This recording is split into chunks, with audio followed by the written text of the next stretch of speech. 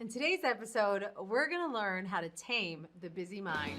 Your someday starts today. It's time to explore and test the newest science, methods, and trends for creating a life you love with your host, Tanyamfk. Welcome to My Designed Life. Hello, everyone, and welcome to My Design Life, where we learn and test the latest science, tips, tools, and strategies for you to create your best life every day. You can find us on YouTube, Facebook, and Instagram at My Design Life Show and at Tanyamfk and on the My Design Life Show podcast. I'm your host, Tanya Marie Figueres-Greisinger, more easily known as Tanyamfk. And you are here to learn not only how to create your best life, but how to live it now. And I am so thankful that you're here. Now, my guest today became a psychologist not only to help others, but also to help herself.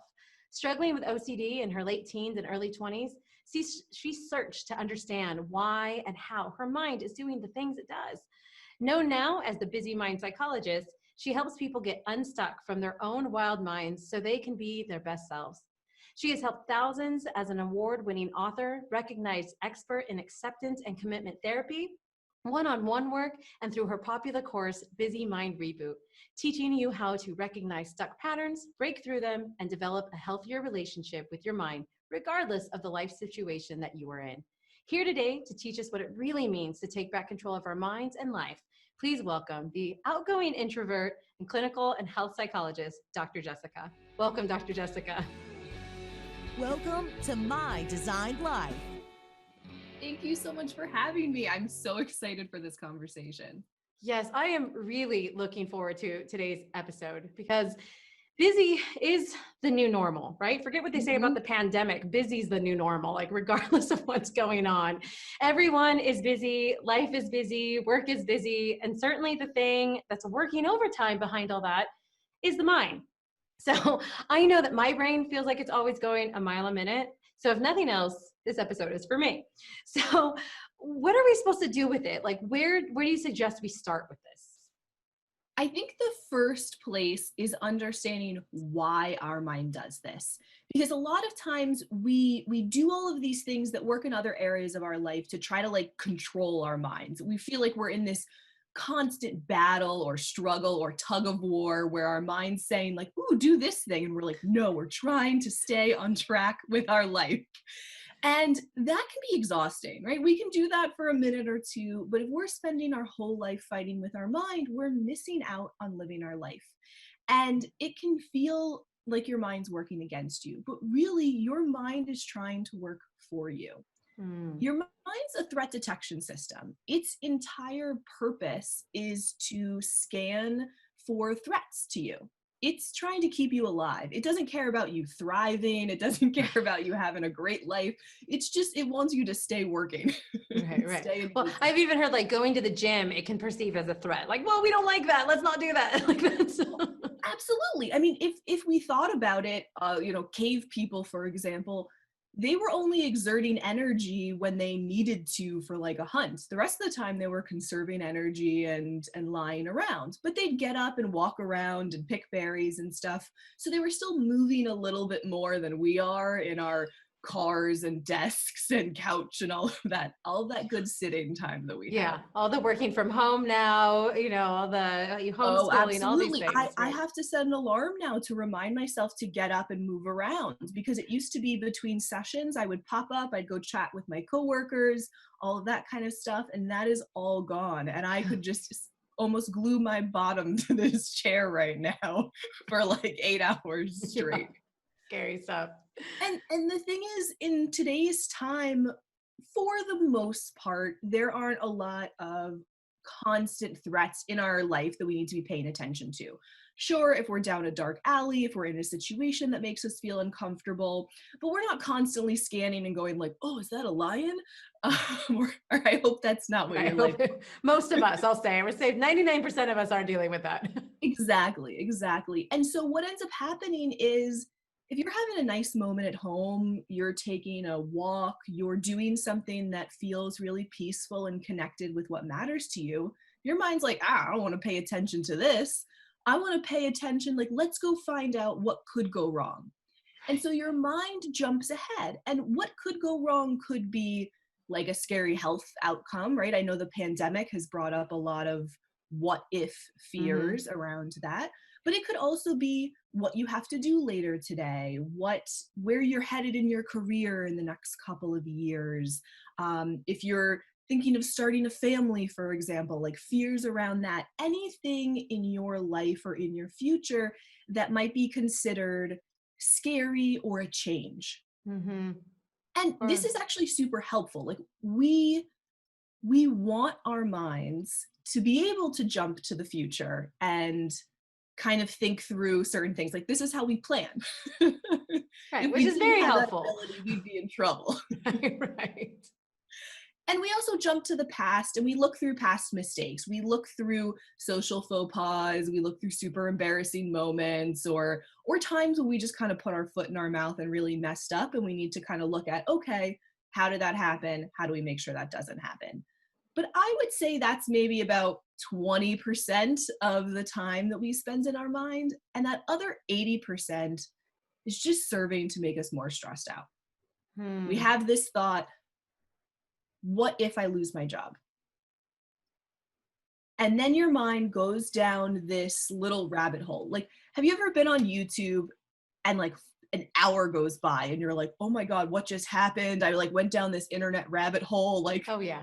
oh God, how did I end up on Next like suggested video, next suggested video, next suggested video. You're like, these are all amazing. I need to watch all of them now. Yes, Yes. of course. Yes. And when every video ends, there's always like that next video that starts in 5 seconds, and it's designed. There's like some algorithm that picks what's the video that's going to make her stay in that seat and watch. Right. That's what your mind does. Your mind takes one thought, and because it knows you really well, because it's part of you, it then knows like, hey, what are all of these different series of thoughts that we need to be paying attention to? And it pulls on our fears and on our worries, not to scare us, but to try to protect us. Right. Right. So that even that we need to pay attention to, it's actually not in the vein of things we actually, in the grand scheme of things and our happiness and calmness, need to be paying attention to. It's what the brain is perceiving we need to pay attention to be safe or to keep right. Exactly. Right. It's threat sensitivity is like dialed all the way up to 1,000. So like any potential issue. I mean, for example, I'm in Florida right now. No matter how much hairspray I use, my hair gets super frizzy. And I could spend 30 minutes freaking out about, oh, I'm on camera and my hair's super frizzy and it's going to look unprofessional and all of it. Like something that in the grand scheme of things just doesn't matter. Right. But it's coming from a place, and that's another point that's important, is that whenever our mind is going to a place of fear or worry or stress or anxiety, on the flip side of that is something that matters to you. So if I didn't care about coming on the show or doing a good job or sharing what I know, I wouldn't care if my hair was frizzy. It wouldn't matter. I'd show up in like pajamas. Like, or I wouldn't show up at all. Yeah, right. Or just be like, I had something else to do. I was working on my hair instead. Exactly. So it can be helpful when we're feeling really frustrated and worn down and like we're losing that battle, to pause and acknowledge, one, our mind is trying to help us. It's just not super helpful. It's like if a little kid is trying to help us in the kitchen bake. Right. And immediately your mind is like, this is going to take 5 times longer than it was supposed to take. But and I love that analogy though, because all the good intention is there of that little kid, right? And that's the thing with the mind, is that it's not that it's working against you in a malicious, like your mind is something to battle. Exactly. But it thinks it's helping you. It's like, I'm trying to protect you. I've listened to you. I've listened to your worries and your concerns and things we thought about in the past. So I'm here to help. And like you said, now it's just taking 5 times longer, or it could become a disaster. It could make a big mess, like a helpful toddler could also do, but with the best of intentions. So that's really interesting. And so it sounds like in a nutshell, where we need to start is really first understanding the essentials of how our brain works before we're starting to even worry about what it's thinking about, is why it's thinking about these things, why it's bringing these thoughts. I mean, I know it's all, I want to say, I don't blame it all on the brain, because it's all a collaborative effort, right? Like it's us and the brain. But as we start to say like, oh my gosh, why am I thinking this? Why I'm doing this? Before we question that, we should understand how it works, why it's bringing up these thoughts, right? And the reason that that's helpful is we can turn that frustration inward, and we can then just start battling harder with the brain, with our mind, and that's not going to lead us anywhere helpful. And so if we can just pause and recognize like, okay, thanks mind for helping. Why don't you just like go in the corner over there and work on this super important task? I'm going to stay focused on this. Because a lot of times if your mind pings something, right? If your mind says like, what about this? For some reason, we take it as if our mind knows something that we don't. Like it knows the future. And it's like, oh, well, if our mind is worrying about this, it must be important. It must mean something, right? And the truth is that we get to decide what's important. We get to decide what we focus our energy on. And so what ends up happening is this initial what if thought, or my favorite, you should be doing this, right? All these rules of like, oh, you should be working harder. You should have volunteered for that thing. Like you should help this person. Those shoulds are killers. Yeah, because someone out there wrote the book of exactly what we all should be doing. Exactly. And we're missing the mark somewhere, right? We're all missing all the rules in that grand book somewhere. Of course. Meanwhile, we're all walking around with busy minds. We're all struggling with this, but like pretending that everything's fine. Yeah. And when it sounds like that busy mind, what you just said was so important, because we are taking it as instruction as opposed to observing it. We're like, oh my gosh, if I'm thinking this, it must be something I should think about. I need to go there, as opposed to just seeing it for what it is. Yes.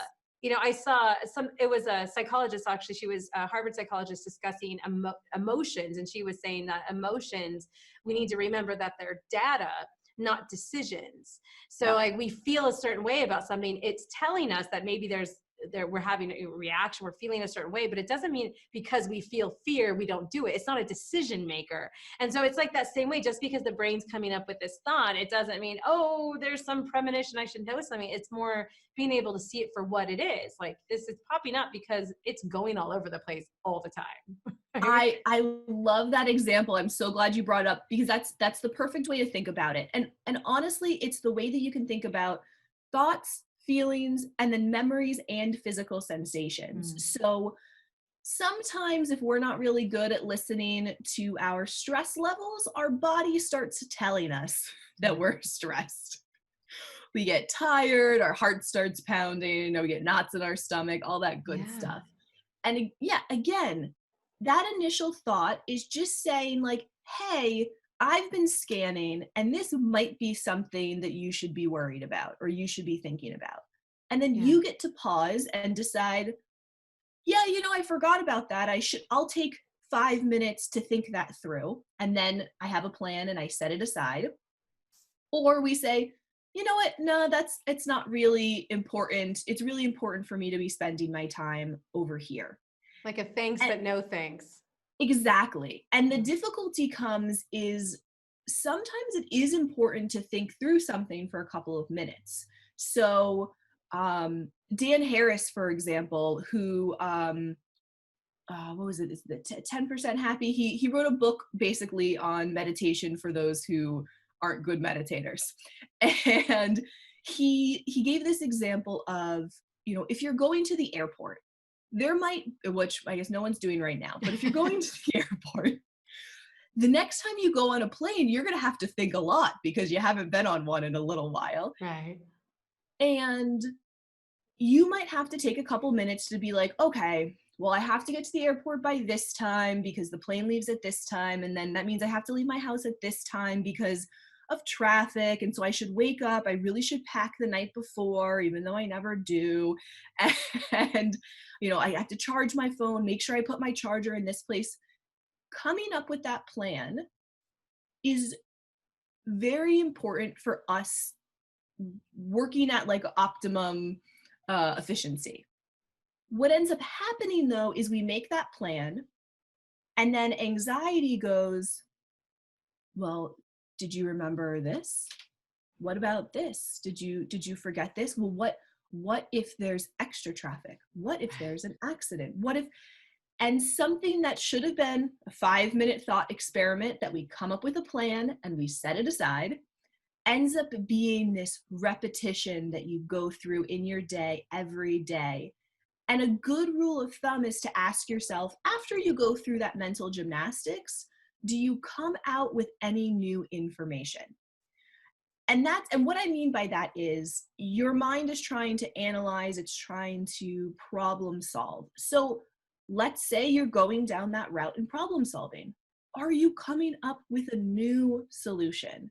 Or are you just regurgitating the same stuff over and over again? If that's the case, then what that means is we're not actually learning anything new. We're just going through that to like make ourselves feel better. Like, I'm nervous about getting to the airport. And then we go through this process in our head. And then we go like, okay, I have it under control. And then we do the same thing 5 hours later. So if we're going through that kind of situation, do we then need to go, like you said, we're asking ourselves, am I coming up with something new? And if the answer is no, I'm just coming up with, I'm nervous about getting to there. What if I miss my flight? What if there's traffic? What if there's this? If we recognize that that's what we're doing, what is the next step? Is it to find new information, or is it to like some sort of letting go process? Or so usually if there is information to find, our minds will find it. Now, it could be, for example, like I need to go find out information, but that's actually a step, right? That would be coming out with new information. Oh, I have to call the car company that's picking me up and verify something. That's a step to do. But if we're realizing I'm just kind of going through this in my head and I'm making myself stressed out, the first step is just acknowledging that. And the second step is creating space for that feeling. We often jump right to doing because we don't want to deal with the feelings. But if the feelings are there, they're going to find a way to be felt. Right. And they're going to do it by getting more powerful. So in that moment when we realize like, okay, this isn't super helpful, just pausing and sitting there for a second and saying like, what am I actually experiencing? And I don't mean just like anxiety. We tend to go to those like labels, like what is my real lived in the moment experience? Okay, I have some butterflies in my head. I have my, ex-boyfriend's voice in my head saying, you're always late for everything, right? I have, I'm feeling a lot of like pressure or like cloudiness in my mind because I have so much I'm paying attention to. So I'm feeling a little bit helpless. Okay. And we don't want to like roll around and wallow in that, right? This isn't the time to take like the sad blanket and burrito ourselves in it. Right. The worst burrito ever. Exactly. Well, do you ever notice that when you're feeling sad, you like kind of cuddle deeper into that sadness and you're like, I don't want to listen to happy music. Right. I need the sad song on. You need the shades closed. Yes. The sad movie. Yeah, absolutely. We definitely pull in that environment to support that feeling. So we're not doing that. We're simply acknowledging what we're experiencing. And then a lot of times there's this sense that like we're not supposed to or we're not allowed to feel this way. You're allowed to feel however you want. Yes. And to be honest, even if you didn't want to feel that way, it's still there. So we can acknowledge I'm feeling nervous and I don't like that I'm feeling nervous. I don't want to be feeling this way or I don't want to be feeling stressed, but I am. Yeah. So let's just acknowledge it. And you might even say out loud if you're, in a place where talking to yourself is all right. I do it way more public places than I probably should. But you might just say to yourself, like, you know what? You're allowed to be feeling this way. Now, what do we want to be focusing on that's important to us? And that's that's the piece. We have the awareness, we have the acceptance or acknowledgement of what we're feeling.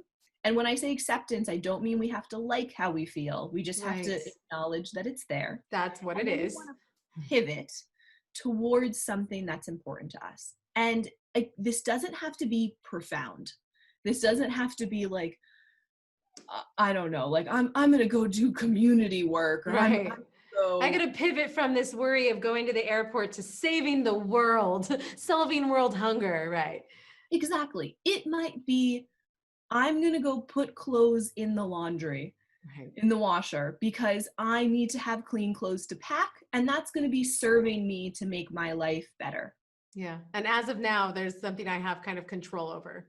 Exactly. Exactly. And we want to pivot to things. It's a good point. We want to pivot to things we have control over.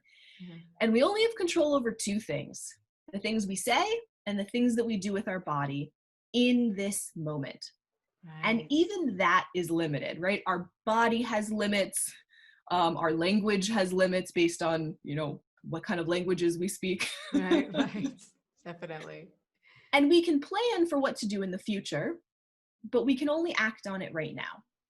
And so we want to stay focused on what's the specific thing. And I would pick something small, something that feels like a win, something that feels doable. So I'm going to grab my dirty clothes and throw it in the washer and, turn that on. Boom. Check something off the list, right? Already a win. Exactly. Yeah. It could be, I'm going to send a quick text message to my mom, or a quick, message to a friend just to say I'm thinking about them, or I'm so excited for our trip.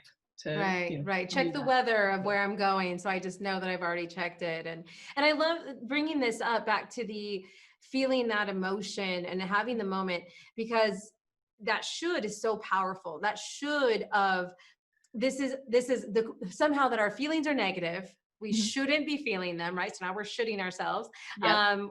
They're negative. So then we do we think we're doing our best by skipping that feeling and going to the positive psychology and all of those things, which in its own right and research and science has absolute benefits, but not when we use it as a mask, not when we use it as like a bypass that somehow, okay, just think it's going to be fine. It's going to be fine. And then I'm going to be better, because it doesn't work that way, right? Like we need to feel these emotions. There's an actual, and I know there's more science behind it as that, but I know that it can physically turn into other issues and manifest as other issues when we suppress emotions. They're a very real thing that have physical effects. So when we don't get them out, if you will, it builds pressure. And that's, I think for me, I know there's days where like, if I've done that too long, then I have the, pickle jar that won't open and I'm in tears. And it's like, where did this come from? Like, it's not that big of a deal. And then you start to realize, unfortunately, with the help of my own support team, going, oh, right, I've been kind of suppressing all the chaos this week. I've been like, really, all that happened and this happened. And I've been trying to be strong or not, be negative. And now I'm having a full-on breakdown because I couldn't open the pickle jar. Right? Well, we think of coping or self-care as like this pretty box inside of us where we get to stuff all of our feelings in. And that box is only so big, and eventually it pops open, and we're trying to open a pickle jar and we just have a breakdown, or someone says one even like neutral thing and we interpret being super negative, and we're like, everyone hates me. Right. They said I was the worst. They're like, they didn't say that at all. They said, excuse me, ma'am, you dropped something. You're like, they said I was horrible. Like, I'm a failure. Yeah, exactly. And the difficulty is, so we have this kind of primitive mind that is this threat detection system. And it's really good at saying things that we want to pay attention to, or that poking at our fears. And then we have this busy society, right, that has this belief that like, you have to be working all the time to be productive, even though research has shown that 4-day work weeks, that shorter days actually makes people more productive than if they worked more hours, that being able to take breaks, that having a positive balance of, family life and work life actually makes people more productive. Right. We have this thing of like, must keep working. And as a result, every time we learn a new, let's call them mental health tools, we take them and we go, ooh, this can make us work more. And so self-care, for example, this is this term that's been like thrown around everywhere, and it's now become a like $1 billion industry Yeah, of yeah. self-care things. But self-care is not only candles and bubble baths and meditation and yoga. Yes. Particularly if we're using it to like, must be calm, shove it in the box. Right. Put it in the box. Now I feel better. Now I feel better. This fixed everything. Right? Exactly. So that we can get back to work really quickly.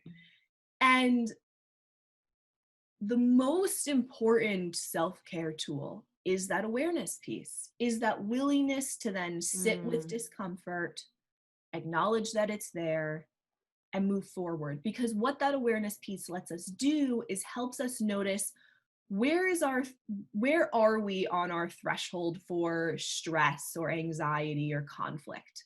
And everyone's is a little bit different. And the more coping skills you have, the wider margin you have, the more wiggle room you have. But everyone has that point where they start crying when they try to open the pickle jar. Like everyone does. And so our goal is, instead of getting into this cycle where we feel emotions we don't want to experience, or we have thoughts that feel too like scary, so we avoid, shove it down, shove it down, then we reach a breaking point. Maybe we just start hysterically crying. Maybe we like burn out. Maybe we have a health issue that forces us to stop. You hear a lot of like high-powered professionals, for example, who in their 30s have heart attacks or strokes. Yeah. And they're healthy, they exercise, they do all the right things, but they're not taking care of their mind and their body from an emotional standpoint. Right. And so we have these cycles of avoid and push, break down to like just get back to the bare minimum so that we can avoid and push again. And what I'm saying is there's a different way. If we can acknowledge why our mind does this, if we can learn to be aware of the patterns that we get into. So when I have that thought or when I have that feeling, do I tend to go into my head and do the what ifs or the shoulds or the analyzing, planning, to-do lists? Or do I tend to procrastinate? Even productive procrastinating, like cleaning out the fridge. Do I tend to exercise really hard, right? People think exercise is like is like always good. Always good, right. But we could use it in excess that puts additional strain on our body and it becomes unhealthy. Right. Because we're using it to try to like control our feelings. If we know, or like Netflix, we might just like pull the covers over our head, sad burrito blanket and call it a mental health day. Exactly. Right? Sometimes that's the justification to stay there. Yeah.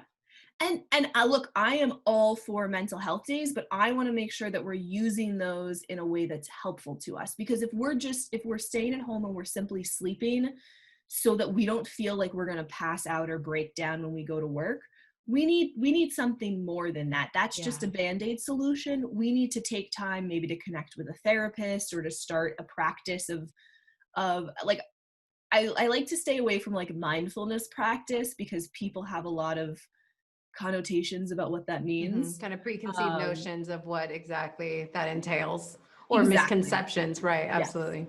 We don't have to wear flowy pants. We don't have to be in a quiet room. We don't have to go to a cave. Right. You don't have to clear your mind.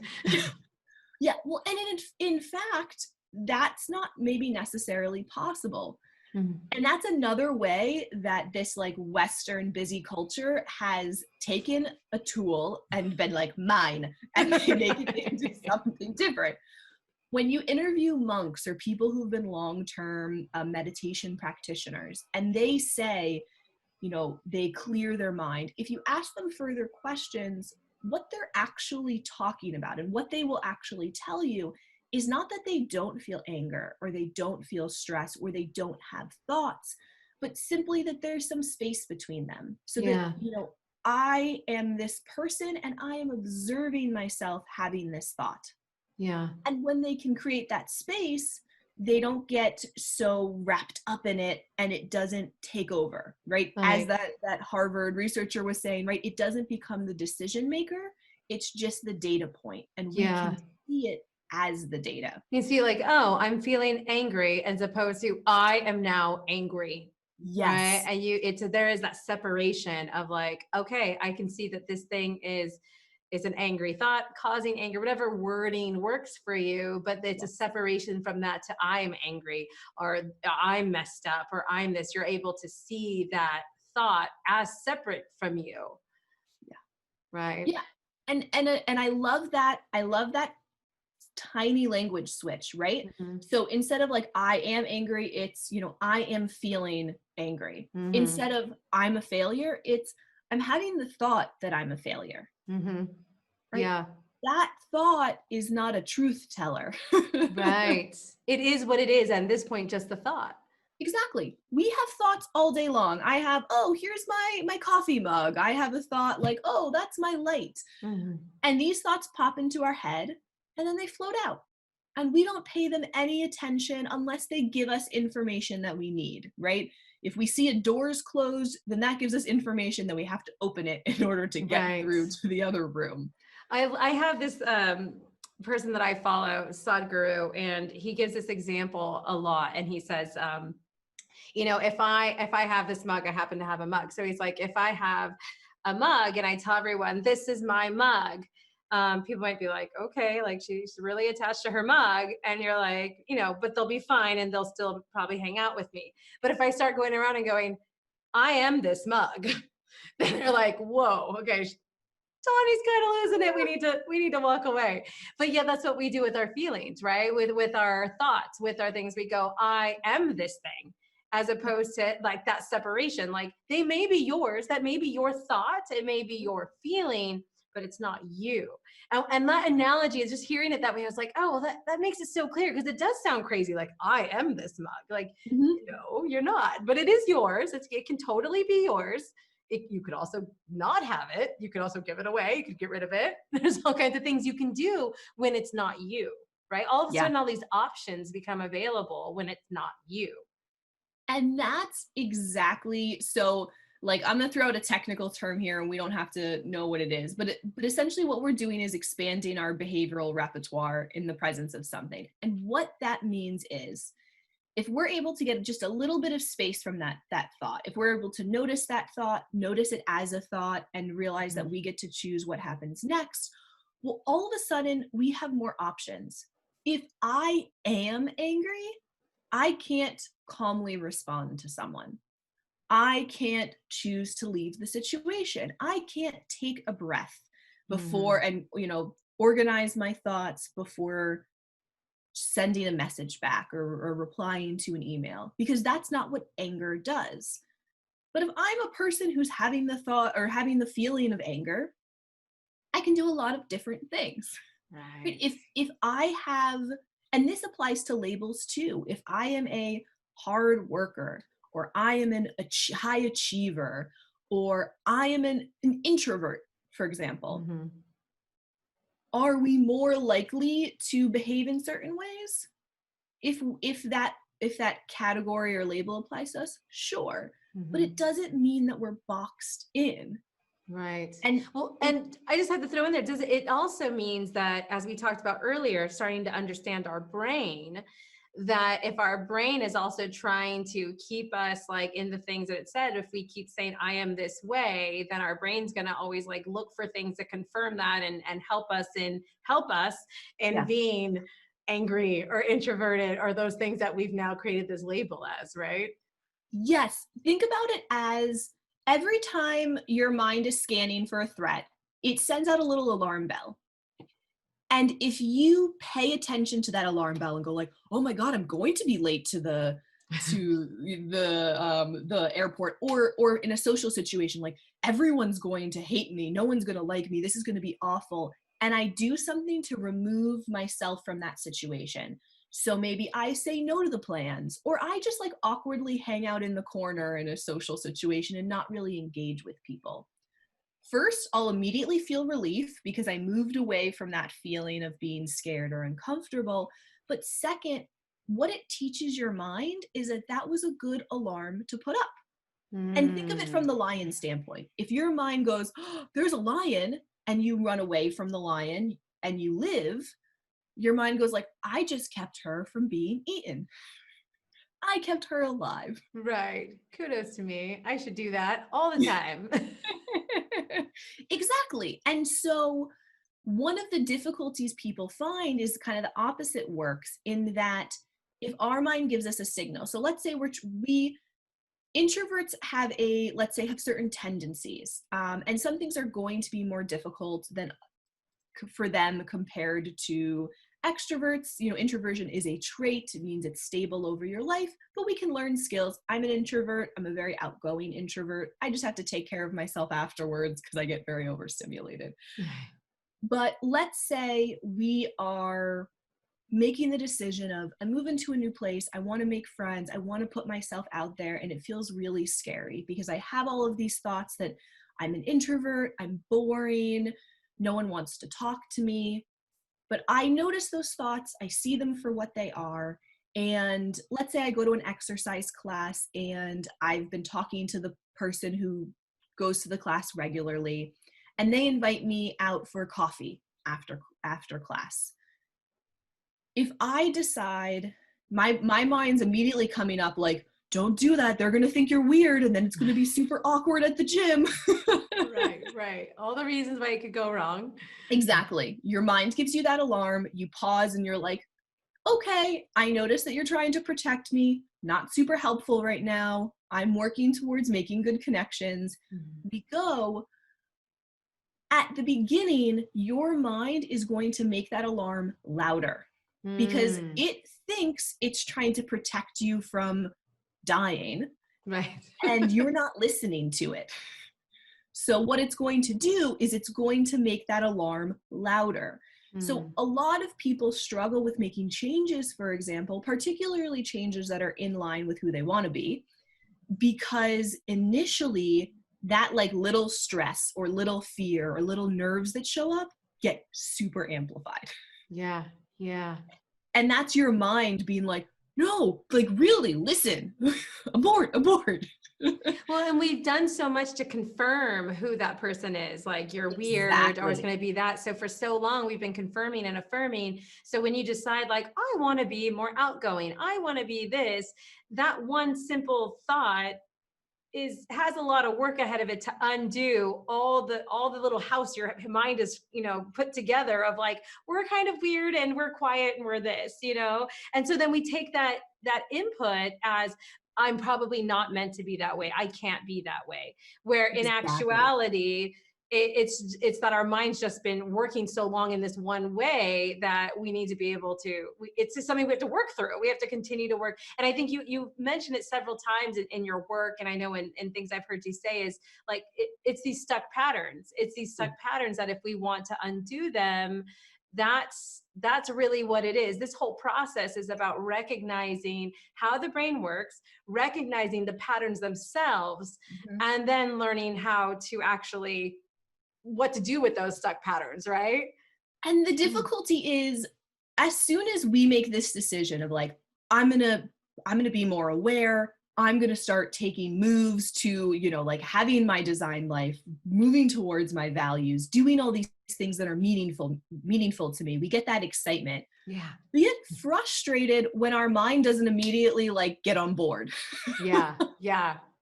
And think about it. You've been doing this for 10, 20, 30 years.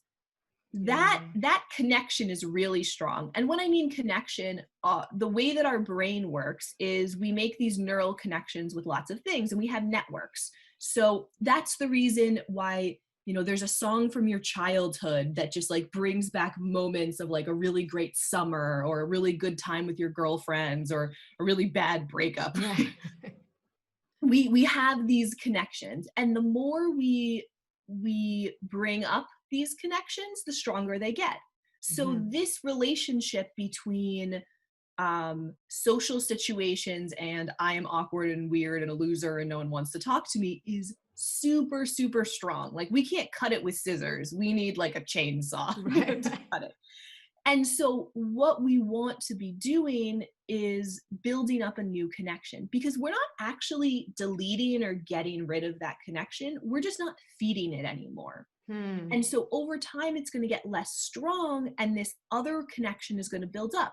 This connection that, yes, I am an introvert, and I know how to talk to people, and I enjoy friendships are important to me. And it's okay to feel nervous because that means that this is important to me. That builds up, and then that becomes the stronger network or connection, and it becomes the default.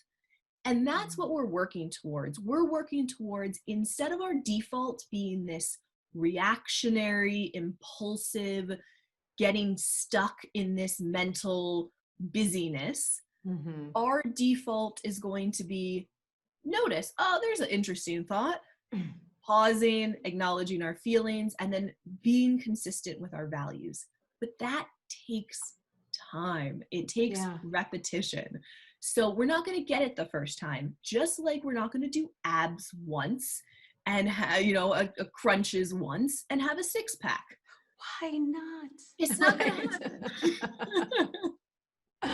Yeah, it is And a just skill. like, It's a skill that we have to develop because it's Mhm. not our knee-jerk reaction. And I think that's the thing. We think, anyone could be sitting even listening to the two of us talk right now and go, oh my gosh, I totally get this. I totally get this. This makes so much sense.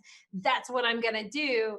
And then the next, frustrating moment in traffic or something that happens, they go off the deep end with anger or whatnot, and they're like, oh, I'm terrible. Look, I'm even terrible at the thing I'm trying not to do. And you're like, it's a process. It's a skill. You're not going to be good right out the gate. Like you actually have to learn to get good at it, right? It's a practice. and that's also part of that busy culture, is like, give me the quick tools, give me the fast fixes, like, right, let me lose 10 pounds in a day. Mm-hmm. Yes, right. let's do these things that get me there quick, quick, quick, which I always find a little ironic, because humans want really simple solutions, and yet we insist that we're very complex beings. Right. We're like, I'm so complex and multifaceted and multi-hyphenated and all of this kind of stuff.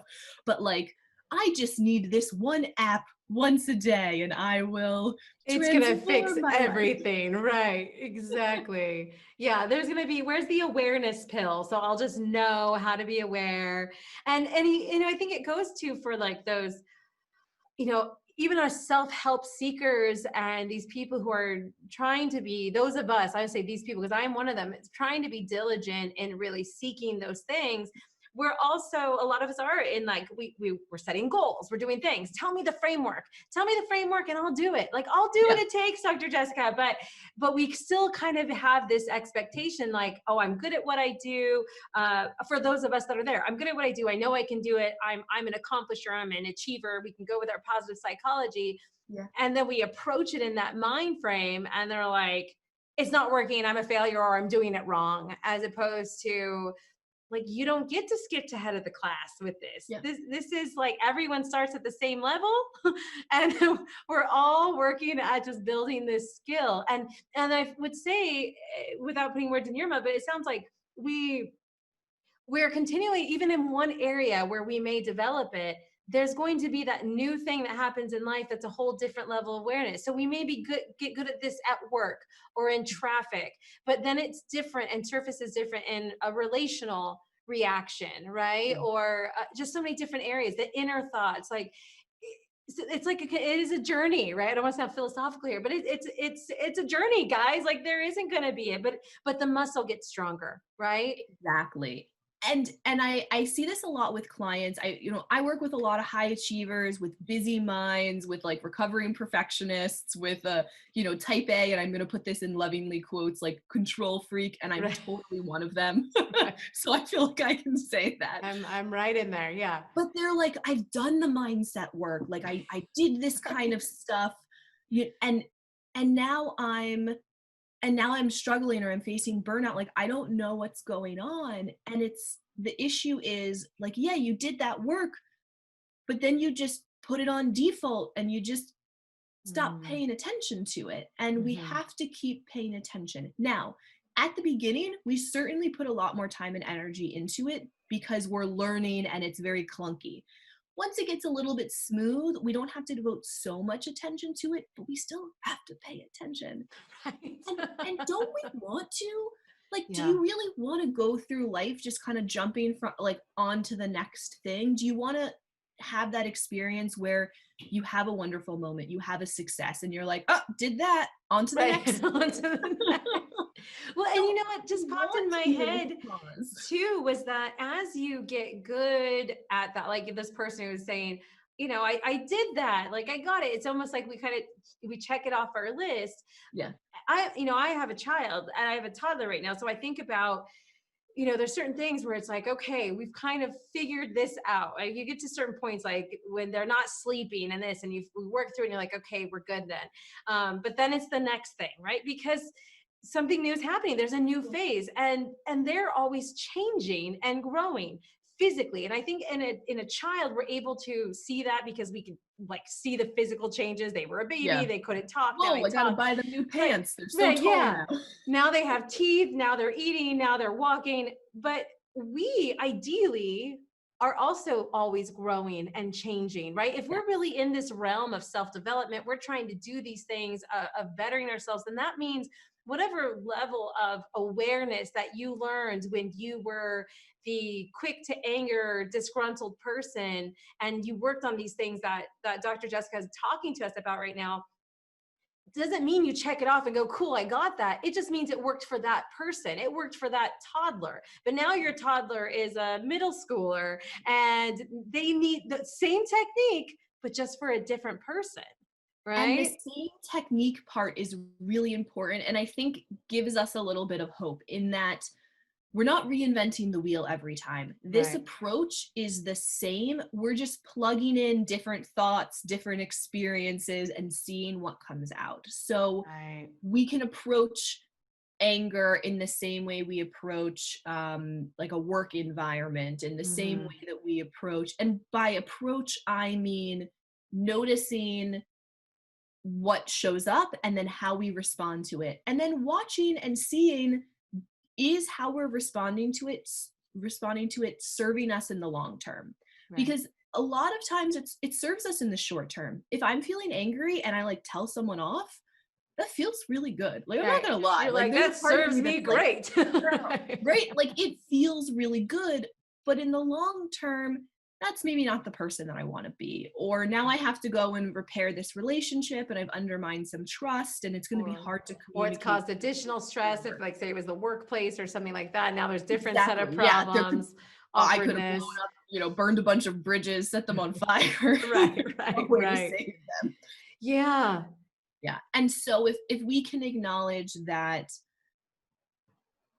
by pausing and noticing what the outcome is, it can help us realize where we need to make changes. And so there's like this short-term immediate outcome, which is normally kind of positive. It either helps us feel relief from something that feels uncomfortable, or we get this kind of like powerful boost. But in the long term, it might be working against what our goals are. And don't even want to say goals. I want to say values. And Mm, that distinction is important, exactly what you were talking about. If goals are things we check off and we complete and we set them aside, but values are what guide the types of goals we create. Values right. are the who and what that are important to us, or the qualities and characteristics we want to exude or we want to be about. So for example, if I want to be like an engaged friend, or a good listener, or someone who's just very present with the people I'm around, I'm not going to be present for this and then check that off Yeah, you and then can't check that off like, oh, great, I'm a great friend now. Perfect. Like, done. Oh, done. I love that explanation. That is so powerful. I think most people can see that. Like, if you want to say, bring it back for the feel, like, I want to be a family man. Okay, had a kid, check, I'm a family man. Like, oh, wait, it doesn't stop there. It does not Now you stop got a there. family. There's continued work on that. And that's the value, right? I love this distinction, guys. I hope you are hearing this.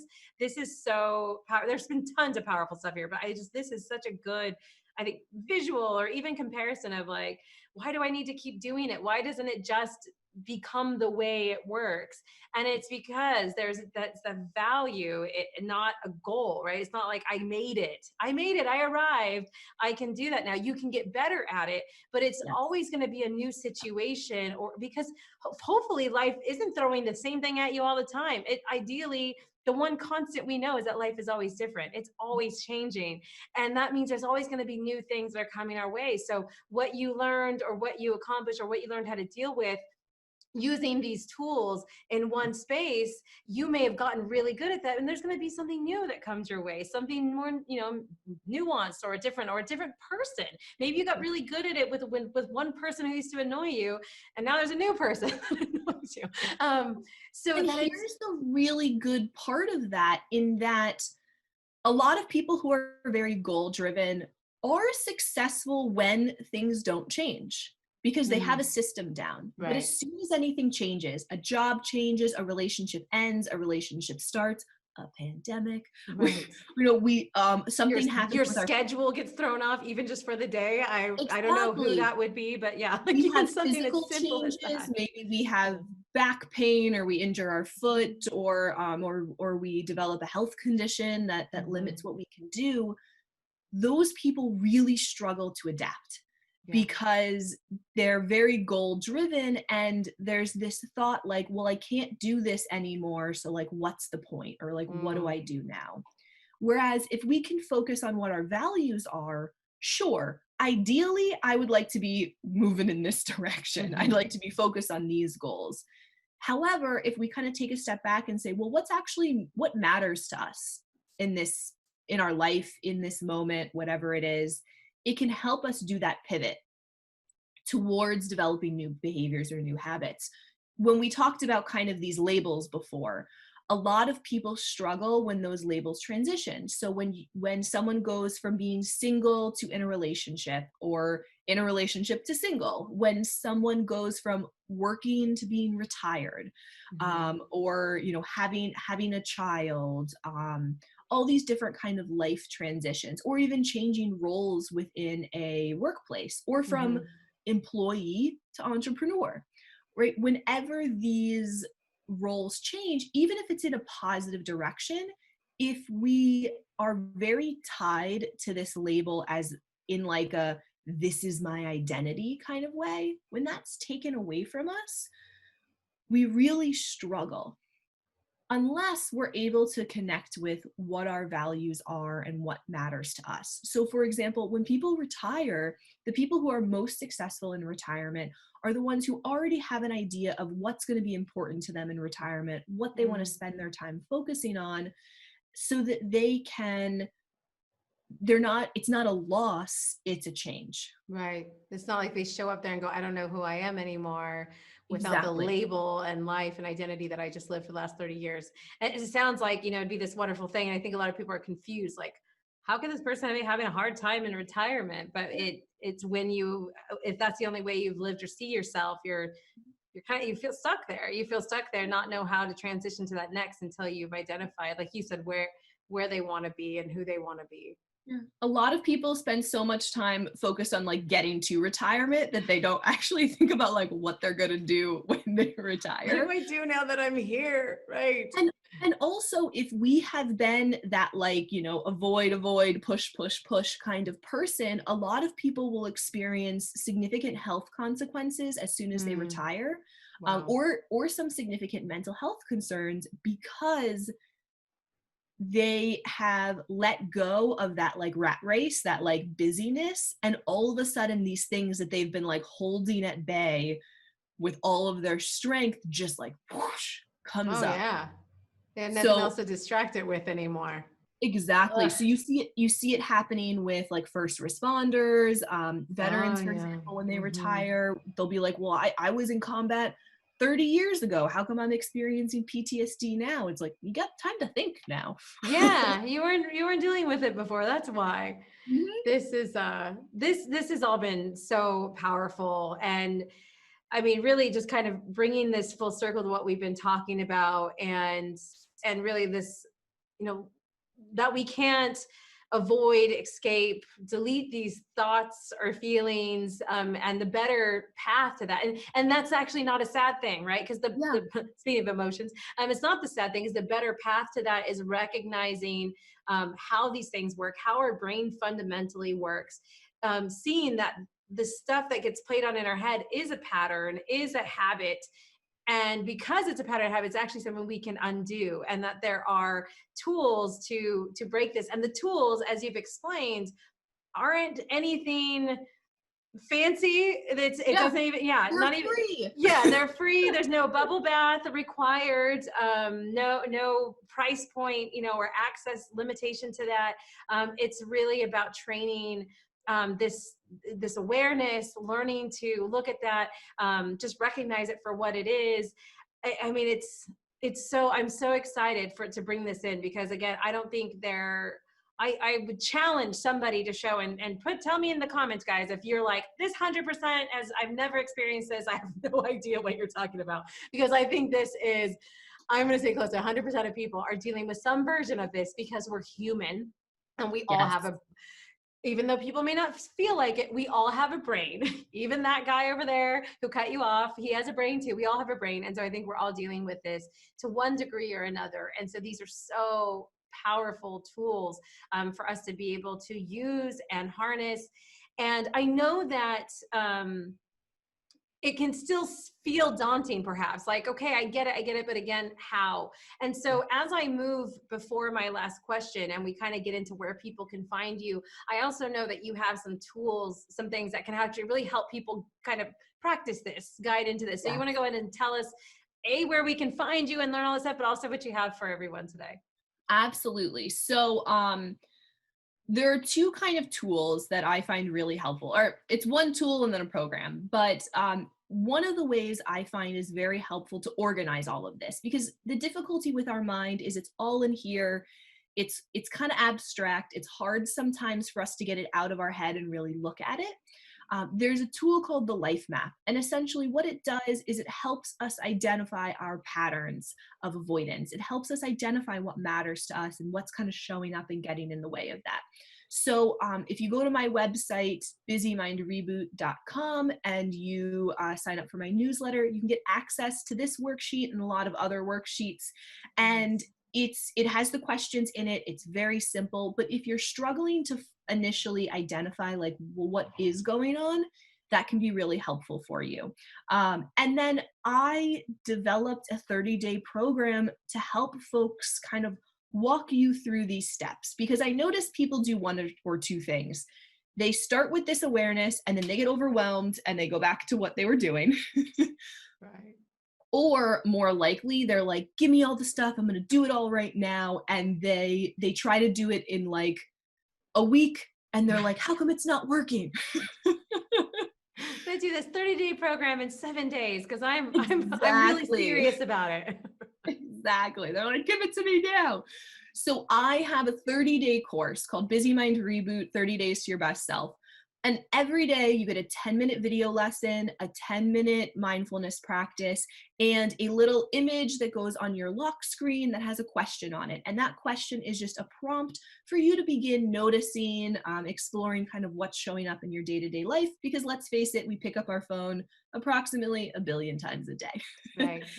And it allows us to build in that repetition and practice. And it does it in a way that's slow. So we're not jumping ahead steps. A lot of times we like to jump ahead of the awareness piece because that doesn't seem fun. It doesn't feel productive. And it's done in a very strategic way. And so if you go to busymindreboot.com, you can get information about the course. If you are watching or listening to this a couple months down the road, I have changed my website to busymindpsychologist.com. So if you go to Busy Mind Reboot and you're like, this is a private practice page, what's going on?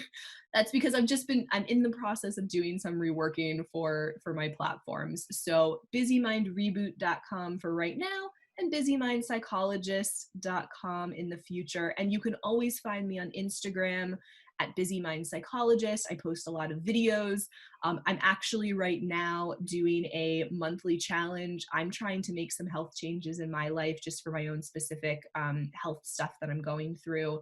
And every week I throw up a video that is kind of like a vlog style compilation of what it's like for me to make these changes, and what are the thoughts that show up, what are the cravings that show up, and how do I deal with them. So you can kind of learn through me living this process. Love it. Love it. Yes. Real life, real people, real things Exactly. happening. That is awesome. So now, what is one thing that everyone listening, so we've given them lots of options. There's the 30-day thing, which is absolutely an amazing option to get it and go get started on this process. What would you say one thing right now, like they've downloaded it, let's be honest, if they, they're hearing this, they're like, I'll start on a Monday, right? For some reason they won't start today, right? It's like a diet. I'll start that on Monday. So one thing right now, they're like, I need to do something, like I got to do something this week or right now. Is there something they can do right now that you'd say to free themselves from this busy mind? Yes. So sometimes we struggle in the moment to catch what's going on. That awareness piece, we have to build it up. So the first step I think is super helpful is, if you, like right now, you pull out a piece of paper and you think about, like, when was the last time I felt like really stuck in my head? What was that specific situation? Or when was the last time I felt like I was just kind of in this avoidance cycle, or I responded in a way that I didn't want to respond. So get really specific and just write down how you responded, and then what showed up beforehand that led to that response. And what I mean, what showed up, I don't mean like what your boss said to you or what this other person did, right? We only have control over what we say and what we do, not other people, unfortunately. Right. But what were you feeling in that moment? Were there any sensations that showed up in your body? Was there a thought, or was there this like dread? Was there a memory that popped into your head? And it might be difficult to come up with this, so you might have to just write down what you think you were probably experiencing, and then see if you can sit with that experience. And so almost like if you could kind of do a rewind in your head and start out at the beginning of that moment and just try to get into that past self that you were, and really try to feel those emotions and just practice sitting with them and noticing how it played out, almost kind of in slow motion. We're doing, like, people will joke, it's like a post-mortem, like the event happened and now we're going back, we're dissecting it.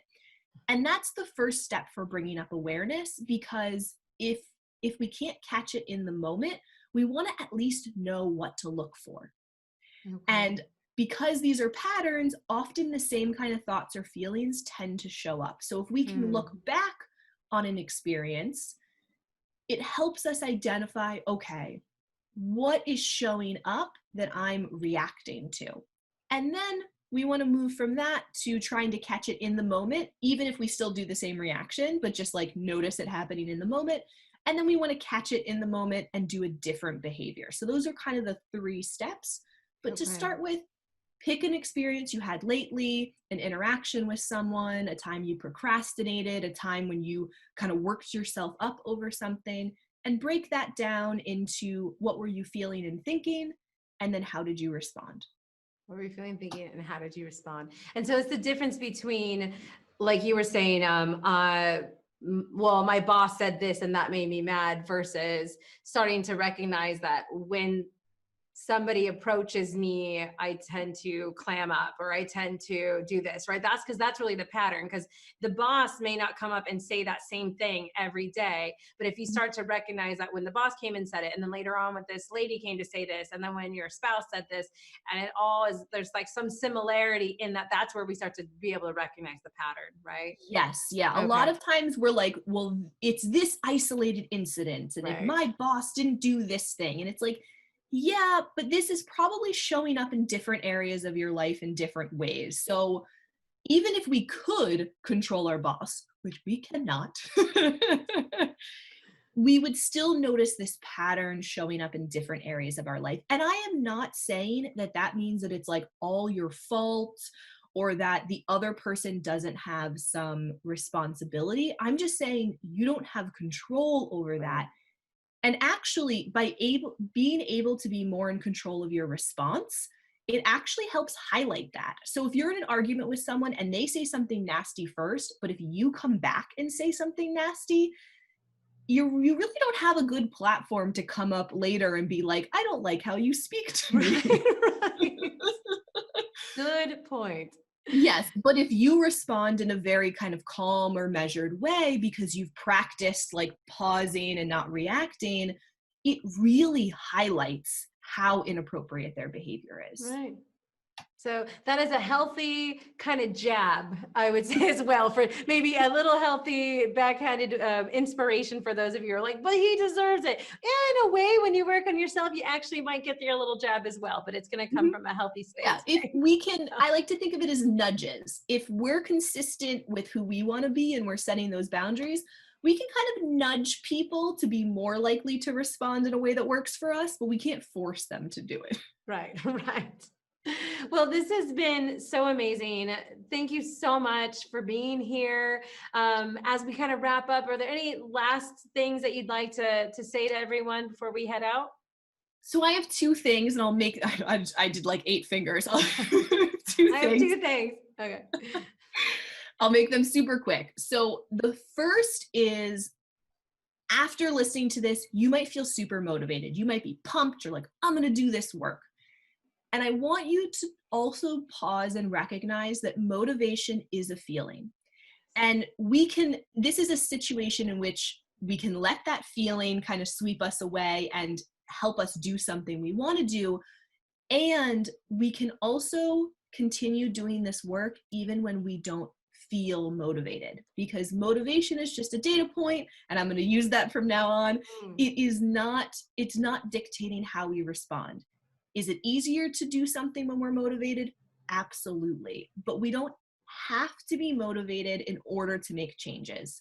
And all that means is we just want to start really small if we're not feeling kind of that motivation or we're feeling a little nervous, because we want to have wins early on. So we want to kind of start with some of the small behaviors and build up from there.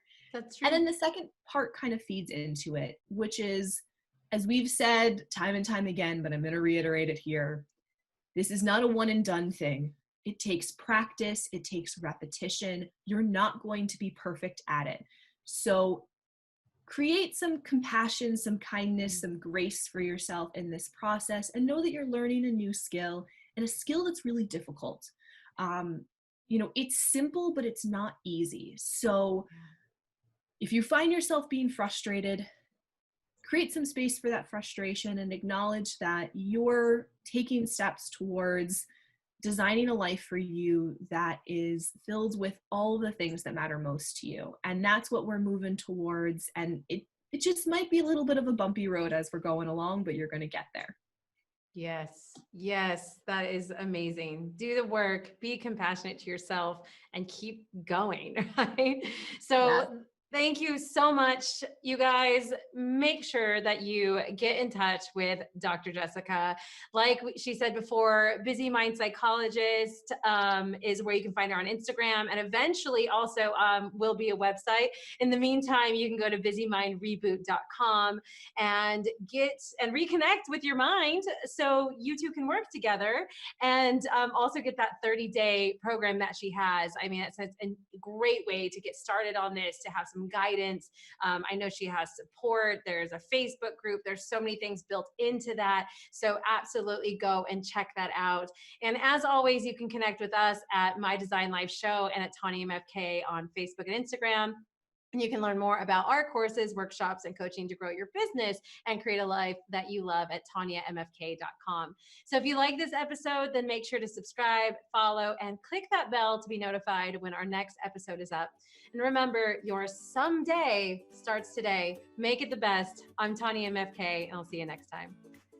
Thanks for joining us. You can catch us every week at 1 p.m. EST live on the My Design Life Show Facebook page and on YouTube at the Tanyamfk channel. See how the challenges go by following us on Facebook and Instagram at My Design Life Show and at Tanyamfk. Do you have a method, tip, or hack you'd like to share or explore? Submit to be a guest or suggest a topic by visiting mydesignlife.show.